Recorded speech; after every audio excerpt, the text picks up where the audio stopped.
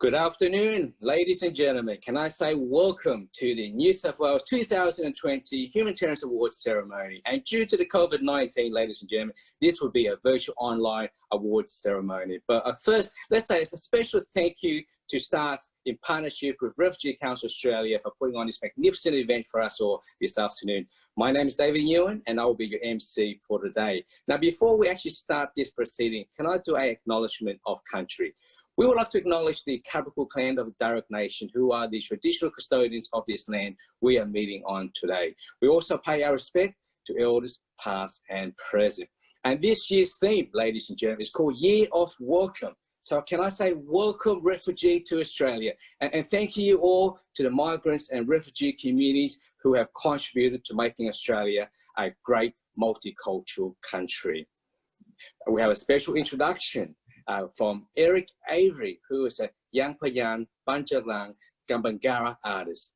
As part of his practice, Eric plays the violin, he dances and composes music. Working with his family's custodial songs, he seeks to revive and continue an old age legacy, continuing the tradition of singing in his tribe and utilizing his talents to combine and create an experience of his people's culture. He combines his skills on the violin to perform classical music and create new contemporary music expressing his Aboriginal heritage. Ladies and gentlemen, please listen to Eric Avery.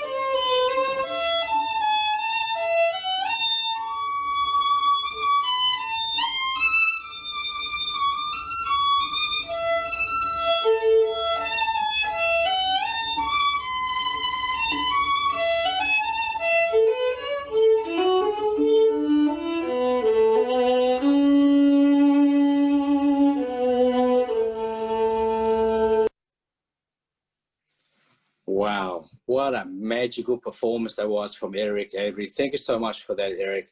Now, next part of our program, we have a special person who's going to be with us today. Her Excellency New South Wales Governor, the Honourable Margaret Beasley.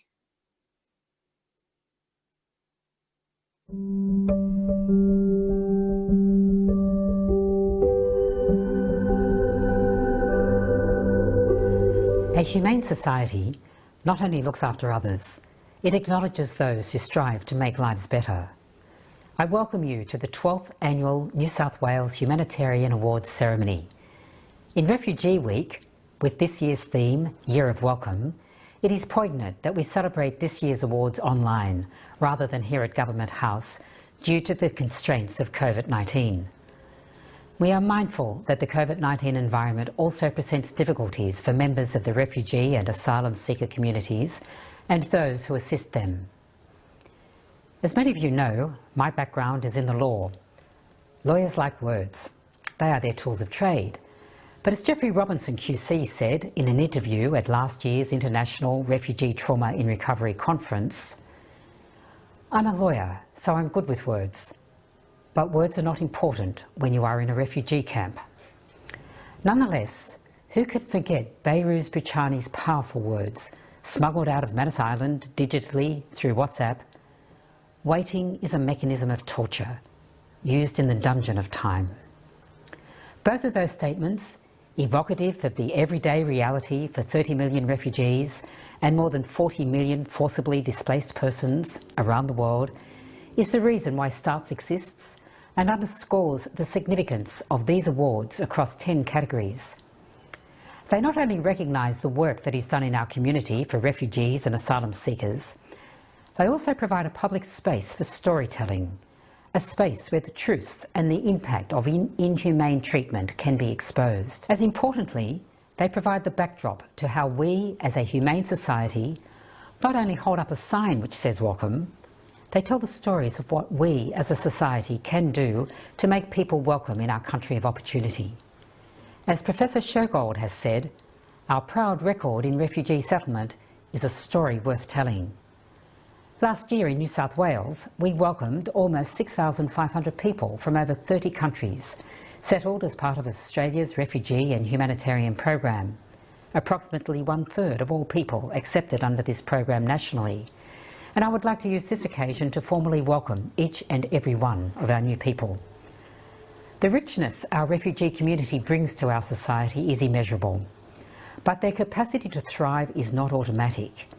Indeed, there must be times when, rather than having escaped to a life of stability and prosperity, let alone a life where they can meet their basic needs, they must feel they are clinging to a rock face. What we do know is that when basic needs, such as income, housing, language, education and health, are supported, refugee community participation and employment is high across all sectors, including the arts, science, agriculture, media, education, sport and business. STARTS and other similarly minded organisations, as well as the New South Wales Government, are integral to making this possible. In the cities, and increasingly the welcome sign is out in our regional towns. STARTS itself has offices in Armidale, Newcastle, Wagga Wagga, Coffs Harbour and Wollongong. To turn the theme of welcome slightly on its head, for the people of New South Wales, this year could not have started in a less welcoming way. The new year was heralded in by bushfires. During that time, Arif, a member of the New South Wales Hazara community from Afghanistan, walked the streets of Western Sydney to raise money for the Rural Fire Service. When interviewed, he said, "I'm helping the bushfire appeal because I know what it's like to lose everything." I met Arif at a conference.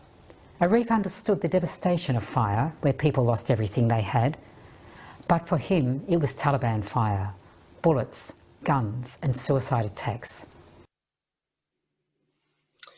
Wow, what a Generous acts of support from people who had gone through so much in their own countries were repeated across New South Wales communities.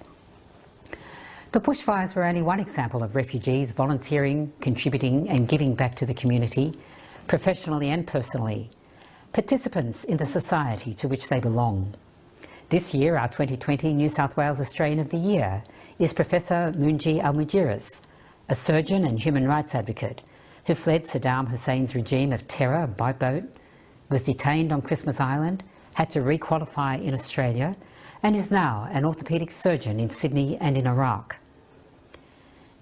In reflecting upon our community, our state's history of migration and refugee settlement, and, for the most part, our successful refugee settlement program, We come to this awards ceremony in celebration of refugees as valued members of our community.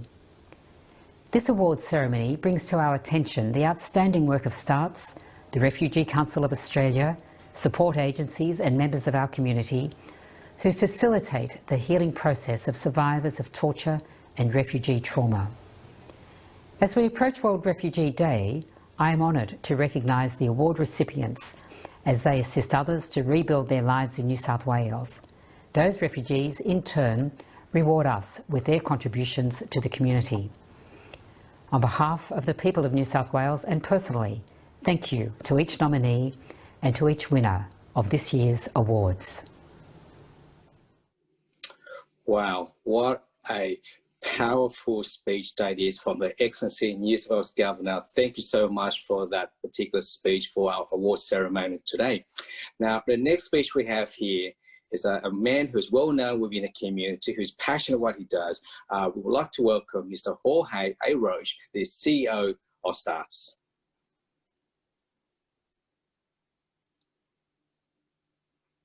Thank you, David. I'd like to thank the Governor of New South Wales, Her Excellency, for such a terrific and inspiring speech. It's great to have been able to benefit from her presence digitally, since we couldn't hold the event at Government House as we had originally planned. Ladies and gentlemen, dear friends and colleagues, I have been working at STARS for more than 30 years now, and I have often been asked the question of how I managed to work in such a difficult field for so long. I have probably given many answers over time to this question. However, the reality is that while this work does confront us with the impact of the worst aspects of humanity, it also provides us with a very privileged window onto the best of humankind. Incredible people and groups of people doing amazing things to assist refugees, many of them torture survivors, to have a life after torture and after the traumas and privations of the refugee experience, and to make a life in this wonderful country of ours. Some 12 years ago, at one of our meetings, someone came out with the idea of finding a more formal way of acknowledging these amazing contributions to our society. I think it was a volunteer, but we took up this idea, and thus commenced this wonderful journey of the New South Wales Humanitarian Awards. The Refugee Council of Australia has been a partner in this endeavour from the very beginning, and together we have had the enormous privilege of having a close look to so many fantastic projects and individuals. It is hard to put across how after year after year, the quality and breadth of the contributions have never ceased to amaze me. If anything, as the process goes on, it has been becoming more difficult, harder and harder to decide on the winner as the number of incredible nominees continues to increase. And there is a very, very important story here. The story of how humanity can overcome horror and become hope. In this year of drought, of bushfires, of floods, and then of course, COVID-19, this has come to the fore more than ever. It has affected the most vulnerable members of our community, more so than anyone else. But it has also given rise to incredible efforts, but an enormous number of people that have decided to do everything they can to assist refugees. And the evidence of this is here in the wonderful contributions that we honor today. My sincere and enormous thanks and congratulations to all of the awardees, and also to the huge number of other fantastic and deserving projects we are not able to recognize today. You're amazing, guys. Please keep doing what you do and inspiring others to do likewise. This is the best and most effective way to make this world a better place, and I think we're doing it every day, bit by bit. Thank you. Wow, thank you so much for that wonderful speech, Mr. Jorge Roach. You've done a wonderful service to our community. So once again, thank you so much for that. Now, the next speech we have for our program today, ladies and gentlemen, we have Mr. Paul Power, the CEO of the Refugee Council of Australia, to have a few words with us today as well. Thank you, Davey. And I'm speaking today from my home in southwestern Sydney, from the land of the Darawal people, and I acknowledge their continuing custodianship of the land in which I'm on, and pay my respects to Darawal elders past and present. This year's unusual celebration of Refugee Week on Sunday began on Sunday with a forum looking at the theme of welcome from Indigenous and refugee perspectives.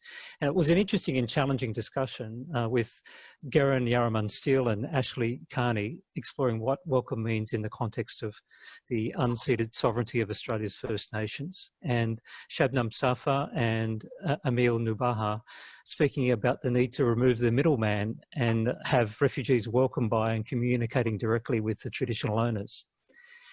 If you missed that event, don't worry, you can still see the event online through the Refugee Week website.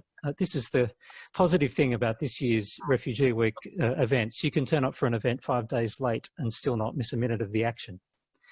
There is such an impressive range of online events, celebration of the arts, poetry, sharing of personal stories, serious discussion of national and international issues, music, and an amazing range of recipes, all on the Refugee Week website for you to catch up with at the time of your choosing, from the comfort of your own home. So I encourage you to give Netflix the flick for a while and catch up on all the great content on the Refugee Week website, and also on websites of other organisations in our sector who've been putting on great events. This year is the 35th year that Refugee Week has been celebrated in New South Wales.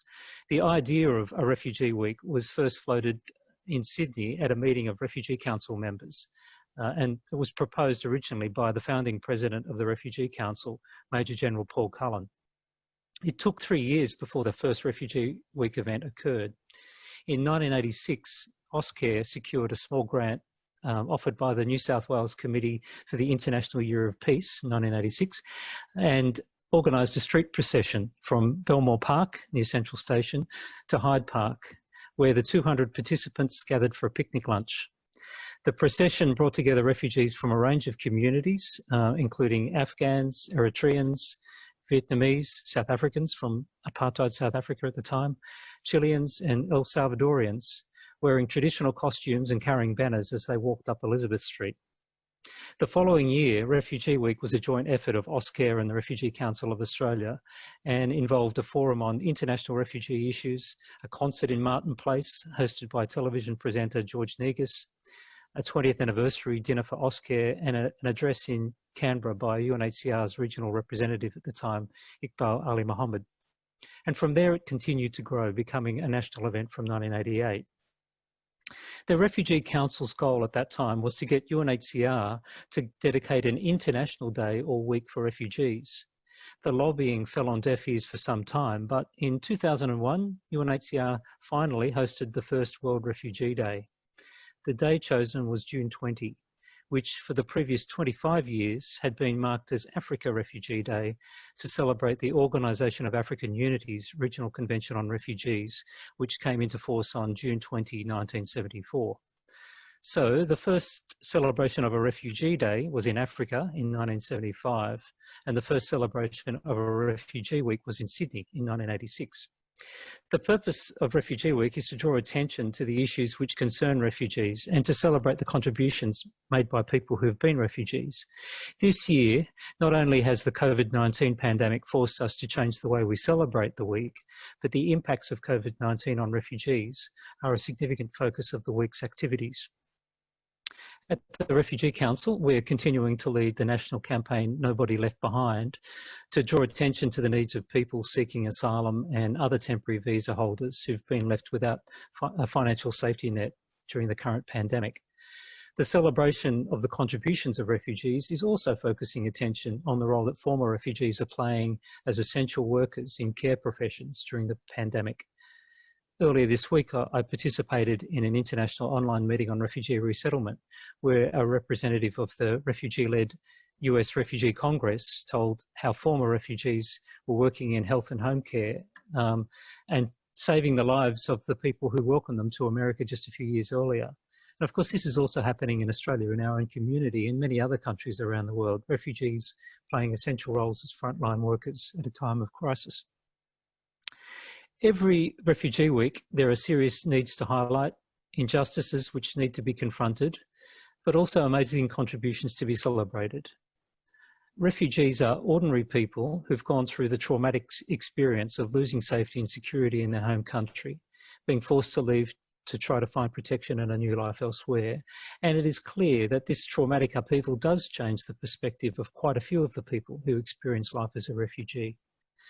Losing everything and starting again in an unfamiliar land does prompt many people to reevaluate what is important, to be more likely to take positive risks, and to be more likely to want to help others experiencing what they have experienced. And I was reflecting on this, as Jorge was, when we were reading through the nominations for this year's Humanitarian Awards. The task, as Jorge said, for the judging panel this year was very difficult because the calibre of nominations was so high. While the awards aim to honour people of all background who make significant contributions in supporting refugees, this year's nominees were not exclusively, but predominantly people who have been refugees themselves. As I read through the nominations, I was both very impressed by the amazing and selfless work being done in our community, but as a judge of the awards, worried about how we could do justice to the many fantastic people who were nominated. And the reality is that many impressive and hardworking people who were nominated this year will not receive awards today, sadly. So I would encourage those who nominated those people to renew the nominations next year, but also to go online and nominate these quiet heroes that you know for Australian honours. Last week, you'll recall that we had the announcement of the Queen's Birthdays Honours List, and to be frank, some of the people who received awards, including former politicians, have not contributed in the selfless and impressive way in which many people in our refugees are doing week in, week out.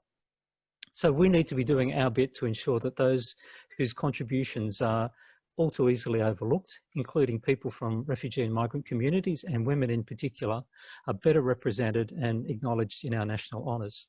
So I'd like to conclude by thanking my colleagues from STARTS, particularly Karen Collier, who's pulled this event together, Jorge Aroche and members of Jorge's team for your role in organising today's event. We're very happy to be a partner with STARTS for these awards. And I'd like to thank each of you for participating and repeat my two suggestions for you as homework. Please look closely at the Refugee Week website to catch up on some of the great online events which have happened earlier in the week, and have a look online at the nomination form for the Order of Australia so that you can nominate and acknowledge the unsung heroes that you know who are doing great things in your community. Happy Refugee Week. Paul Power, CEO of Refugee Council of Australia, thank you so much for that message, and a very inspirational message to all the refugee communities out there as well. Now, ladies and gentlemen, it's time for the award, I'll call it award ceremony. Now, the first award that we would like to present today, ladies and gentlemen, is called the award, the Lifetime Service and Achievements Award. This is a first-time award category recognizing an outstanding lifetime of incredible contribution towards improving the lives of refugees. This year goes to Cheryl Webster from Anglicare. Her position is a cultural advisor to community living support for refugees and people seeking asylum. As a friend of the refugee community for over 30 years, Cheryl Webster has worked tirelessly to support refugees in their transition to life in Australia, providing community assistance, social and emotional support to people, and advocating for change and improvements in Australian immigration policy. She has also built capacity in communities through training and mentoring. Cheryl has been recognised in refugee communities for her strength and courage, both nationally and overseas, assisting people to overcome cultural shock, language barriers and negative perceptions, and connecting new arrivals with community service providers. Her contributions while working in Ethiopia and South Sudan has gifted her names like Workinish, meaning golden, and Akhol, meaning replacement of a loss. Cheryl is now retired, the continuous lifetime of dedication and commitment to providing invaluable encouragement and support to refugees, fostering harmonious settlements of refugees in Australia. Congratulations, Cheryl Webster.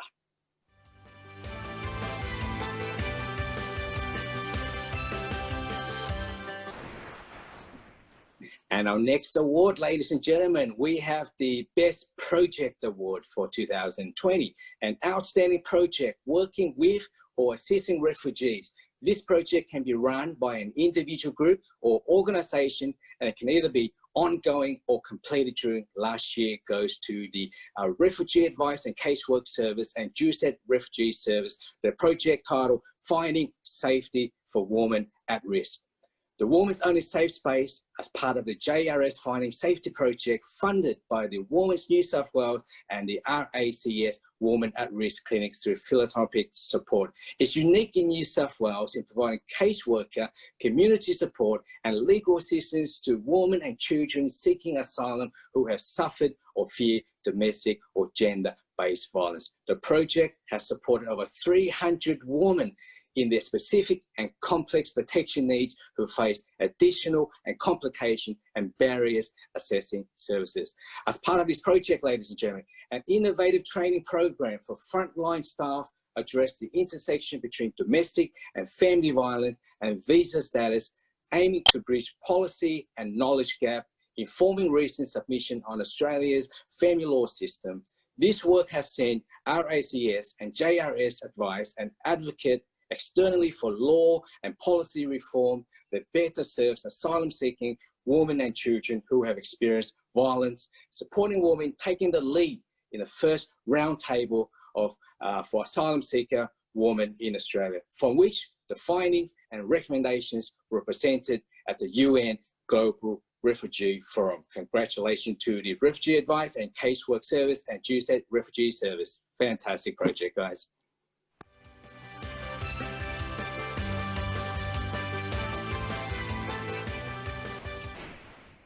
Ladies and gentlemen, our next award is the highly commended Best Project Award for 2020, and that is actually an outstanding project working with or assisting refugees. The project can be run by an individual group or organization and can either be ongoing or completed during last year. And the award this year goes to Cheryl Cowans from Navitas English, and her position there, ladies and gentlemen, is a learning designer, team leader, digital innovation.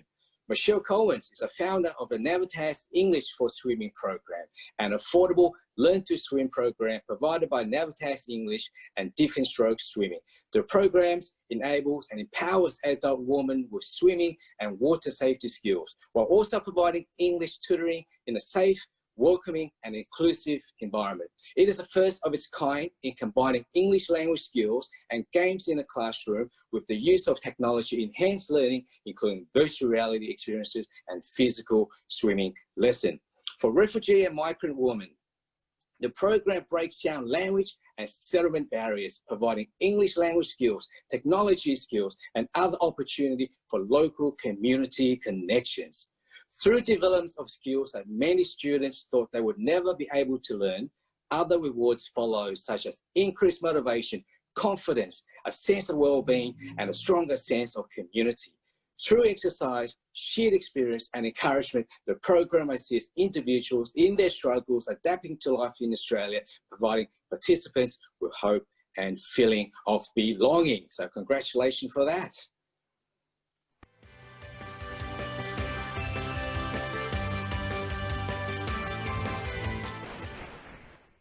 Wow, that's a wonderful awards there, ladies and gentlemen. Our next award is for the Refugee Community Worker. Now, a former refugee working on refugee issues with their own or other refugee communities in either a paid or unpaid position. This year goes to Sayeed Karimi from the Australian Afghan Hassan Youth Association. Sayeed is the president of the Australian Afghan Hassan Youth Association, a non-profit organisation established in 2006 to support asylum seekers and refugees with their settlement journeys in Australia.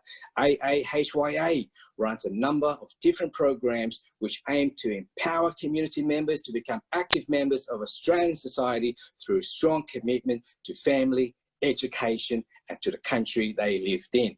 Now, during the extraordinary times of the COVID-19 pandemic, Sayeed Karimi initiated a unique care package distribution designed to help migrants, refugees, and individuals who had lost their job, and the vulnerable and the elderly.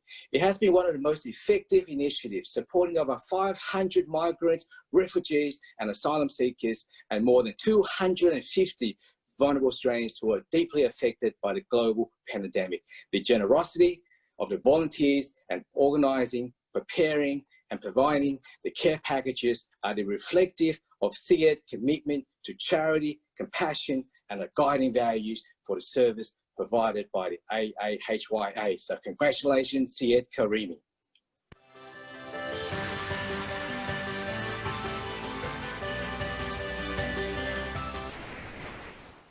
And our next award, ladies and gentlemen, for 2020 is the highly commended Refugee Community Worker Award.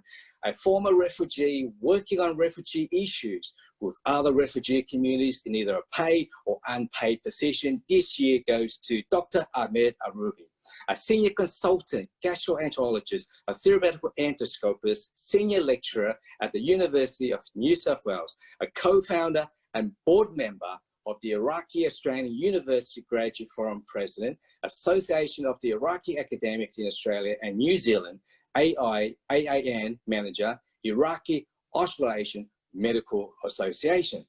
Dr. Ahmed co-founded the Iraqi Australian University Graduates Forum, an association of Iraqi academics in Australia and New Zealand, and Iraqi Australasian Medical Association. A major highlight is his leadership with the forum, a not-for-profit community organisation that provides cultural and educational functions and advocates for human rights for women, children, minorities, and vulnerable members of the community, especially the refugee communities. Dr. Ahmed has shown consistent leadership and passion in motivating and inspiring refugees to reach for their full potential in Australia, including providing mentorship, supporting cultural events and the arts, delivering health and well-being education to the community, providing free consultation and treatment for a disadvantaged, and helping newly arrived among doctors and academics. Congratulations to Dr. Ahmed.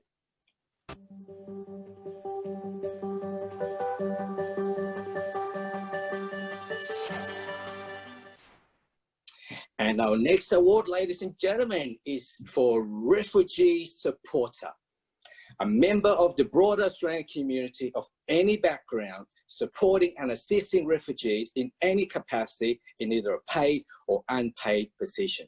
And the award this year goes to Veronica Nou from Mums for Refugees. Her position is a community volunteer and a refugee advocate. Veronica is a busy pharmacist and a pharmacy owner, a mother and a former Cambodian refugee who, as a national convener of Mums for Refugees, feeds, clothes, and cares for the newly arrived refugee families. With working groups across Australia and New Zealand, she and Mums for Refugees campaign tirelessly for refugee rights and welfare, having been instrumental in the successful #Kids of Nauru campaign, lobbying MPs for SRSS funding and legislated human rights. Veronica has great compassion for people seeking asylum. Over the past 4 years, ladies and gentlemen, donated expensive, life-changing medication for people ineligible for Medicare or Centrelink, visiting families held in detention, and delivering low-cost groceries through the Mama Penny food pantry. She is passionate about the welfare of refugees in Australia's response to them, speaking and marching at pro-refugee events and fundraisers, rallies, and school workshops. Veronica recently organised a free ongoing medication review service for asylum seekers, as well as welcoming after-school space for children, offering free food and activities. Ladies and gentlemen, please, that's a fantastic job, Veronica Nou.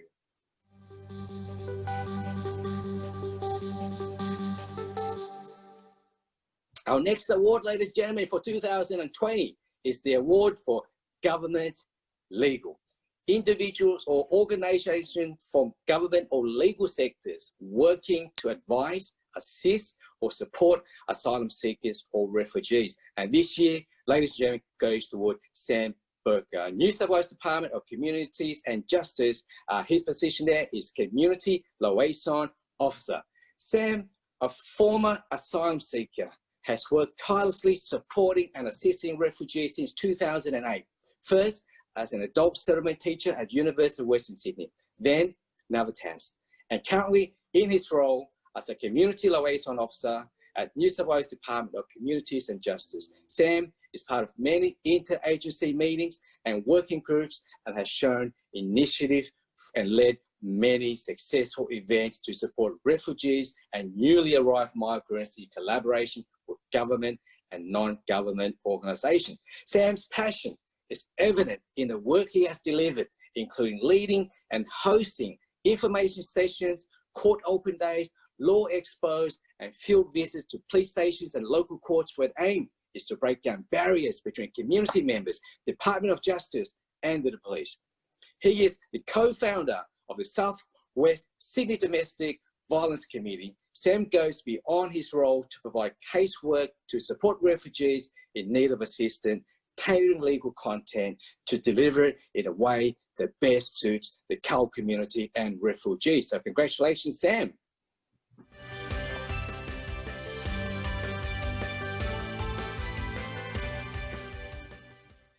And our next award, ladies and gentlemen, is the Youth Award. This is one of my favorite awards as well.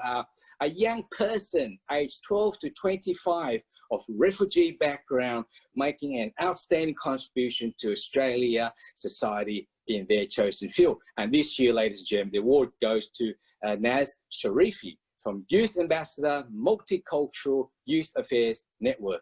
Naz Sharifi is a young Hazara woman currently studying a Bachelor of International Relations and Law. She is deeply passionate about advocacy for children and refugees, especially migrant and refugee children impacted by the lack of stability and long-term displacement.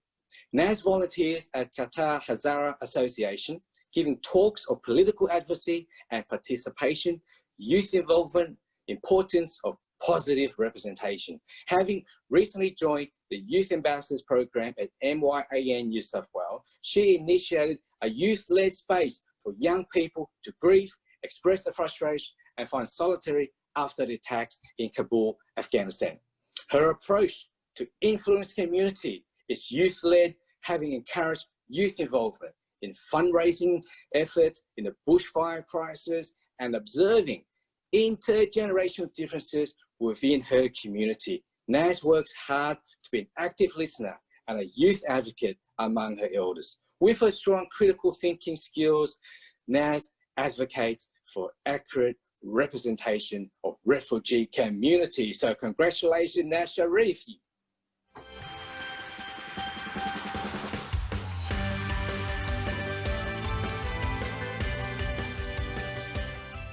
And our next award, ladies and gentlemen, we have the Highly Commended Youth Award. A young person aged 12 to 25 of refugee background, making an outstanding contribution to Australian society in their chosen field. And this year, that award goes to Naoshin Bhuiyan from Multicultural Youth Affairs Network. Naoshin is a 19-year-old Bengali girl and is highly active as a youth ambassador for the Multicultural Youth Affairs Network. Naoshin's first volunteering experience was assisting the running of the 2019 Diversity and Inclusion in Sport Forum, a TEDx-style event that brings together people at the forefront of diversity and inclusion. Since this time, Naoshin has helped plan MYAN's Youth Camp, showing a high level of maturity and eagerly contributing to the planning process. Naoshin embodies a leader-like personality. She's warm, expressive, and truly has a heart drawn to seeking justice for the newly arrived young people. Since her 3 years living in Australia, ladies and gentlemen, Naoshin has been very active in her desire to volunteer, attend MYAN's events, and assist with activities and tasks behind the scenes as needed. Naoshin has grown exceptionally and has proven to be an avid learner and a confident leader. Ladies and gentlemen, that's an amazing achievement for Naoshin.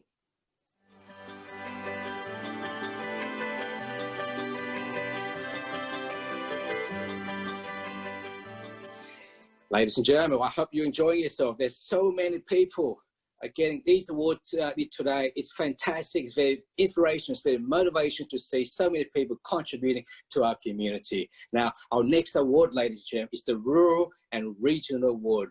And the organisation or individuals working in regional areas of New South Wales to assist refugees. And this year, that award goes down to Jessika Schmidt. She's from the Women's Domestic Violence Court Advocacy Service, and her title there is a DV Specialist Multicultural. Jessika works in Armidale, a resettlement area in the New England region for Yazidi refugees from northern Iraq, where her role with the Women's Domestic Violence Court Advocacy Service specialises in reaching vulnerable women and children experiencing family violence. Culturally safe practice underpins Jessika's approach to assisting Yazidi women navigating the local service sector, particularly the Australian justice and child protection system. Jessika has shown initiative, passion, facilitating innovative pathways for connecting Yazidi women to a larger network of women's support in community, including women's group initiatives. Her advocacy work has been instrumental in raising awareness of the impact for refugee women and their families associated with the complexities of extreme trauma from the arrival experience, and opening the lines of communication with the New South Wales Multicultural team to improve culturally safe practice. Jessika regularly presents at sessions for refugees to support understanding of the system and custom of their new community. Congratulations, Jessika.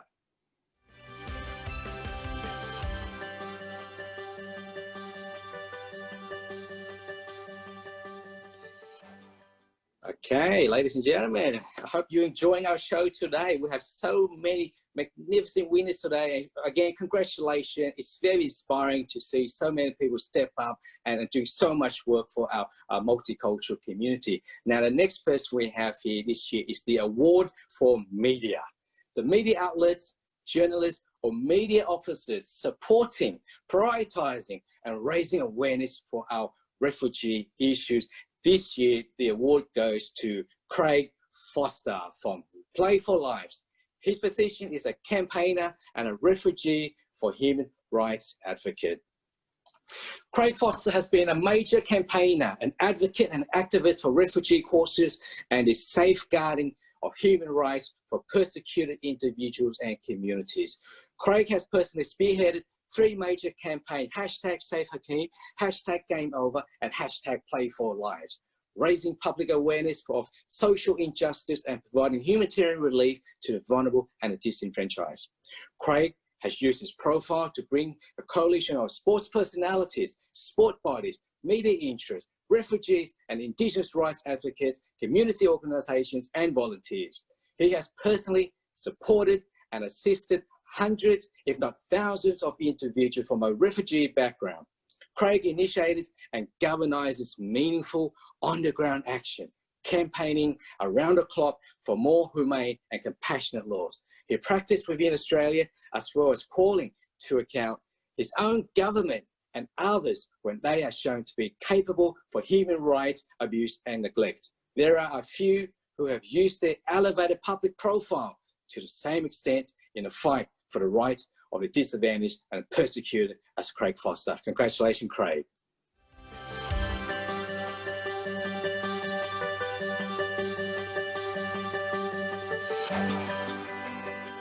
And also, ladies and gentlemen, we have a special video message today from Craig Foster as well. Hello everyone. Well, that's lovely to hear that I was even nominated for a humanitarian award through STARTS and to have been awarded that. Well, I'm sure in the room as I'm speaking to you, there's many more people who were far more worthy. I want to acknowledge the work that all of you do. You know, I've been to a couple of the STARTS balls, of course, and I have got to know staff members, got to know, people who you're supporting from many of the different minority communities, and you do really incredible work, as does everyone in the room. You know, I'm constantly at pains to try and communicate to you how critically important it is what you do. You know, the last few years I've spent a considerable amount of time in what you would call the asylum seeker and refugee sector. To me, I call it just an opportunity to get to know human beings like us who sadly have experienced circumstances that most of us will never be able to really truly understand. But by coming to know people and refugees and asylum seekers offshore in Port Moresby and those onshore here, and of course, you know, even very famous ones like my old colleague Les Murray, it's given me a real insight into the experiences that they face, the incredible journeys that they must undergo, the trauma that they face both prior to fleeing and also throughout that journey, and very sadly and too often at the end of that journey and at the end of, you know, Australian policies, whether offshore or here. And being in touch with these people who've become my friends has been very much an eye-open experience from my perspective. So they need you, they need advocates, they need services, they need great human beings who are willing to devote their lives to helping them to settle, to find a new life, to rebuild, bring families and feel human again. So thank you to everyone in the room for everything that you do. And of course, thank you for this delightful award. But really, this night is all about the wonderful work that you do. And I hope these awards can just serve to bring a little bit more focus to the fabulous achievements and contributions that you all make. Well, thank you so much for that message, Craig, and keep up the good work, mate. You are a champion to the multicultural community. So before we finish our New South Wales 2020 award, ladies and gentlemen, can I say a special congratulations to all the award winners for 2020 and to all those that's been nominated for the award this year. What we witnessed today, ladies and gentlemen, is perseverance, hard work, and resilience. We can achieve anything our heart desires. Let's keep working together and promote peace, harmony, and a multicultural Australia. So on behalf of staff and the Refugee Council of Australia, thank you everybody and all the participants for being involved with this year's award ceremony. And a special thank you to Her Excellency, the New South Wales Governor-General, the Honourable Margaret Beasley, Mr. Jorge Arroch, the CEO of STARTS, Paul Power, the CEO of Refugee Council of Australia, Eric Avery, and the Laundry Lane Production for putting together an outro video for STARTS, and Georgie McGroon from the Refugee Council of Australia, and Leonie Manners from the Government House of Sydney. Thank you, ladies and gentlemen. Have a great weekend.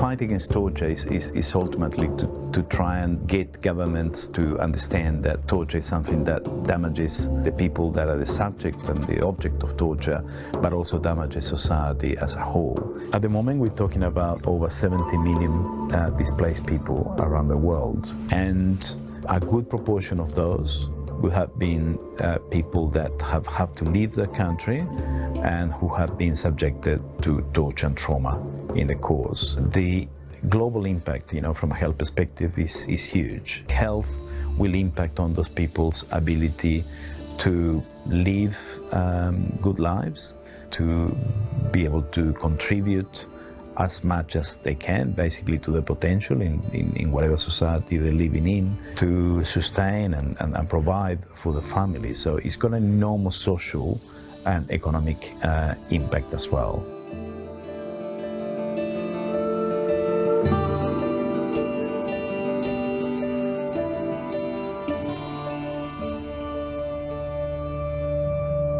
remember everything about that room. It's something that I will never forget. They asked me to take off my clothing when I was there, so I was naked. They used force to actually penetrate me using batons. Then they start using electricity. They use electricity in different forms and part of the body, in my penis and scrotum and fingernails. They hit you with different tools. Every time they will ask a question, they would use electricity to put more pressure. So after 2 months of being released from prison, we ended up in Australia. We were trying to fit in the Australian society, and for me it was difficult. It was a culture shocking. I've been going through different stages of coping with post-traumatic stress disorder. I had really bad nightmares, screaming nightmares, and it took me about 15 years to actually see a doctor, because one of the things by being tortured by professionals is that you lost the trust.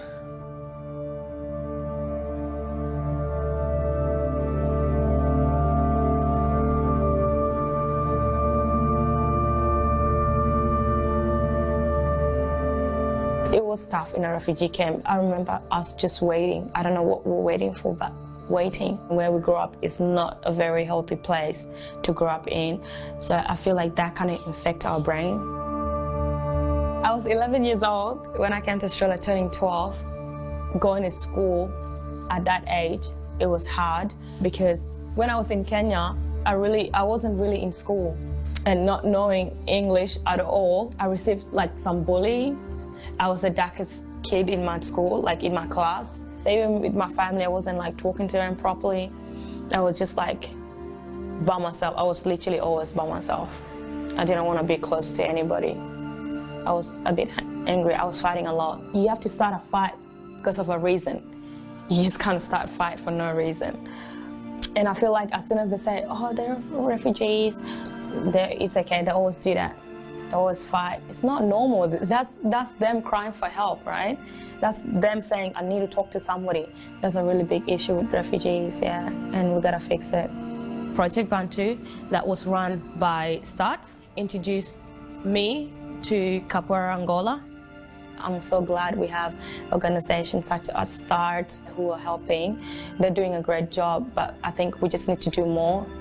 When I was in Kenya before, I feel like I was still in that dark place, that, you know, so when I came to Australia, I felt like I was still in the dark. I'm like, oh my God, like, I'm never gonna look at the bright side of the world. But then I did. When I met Capoeira, for sure, yeah.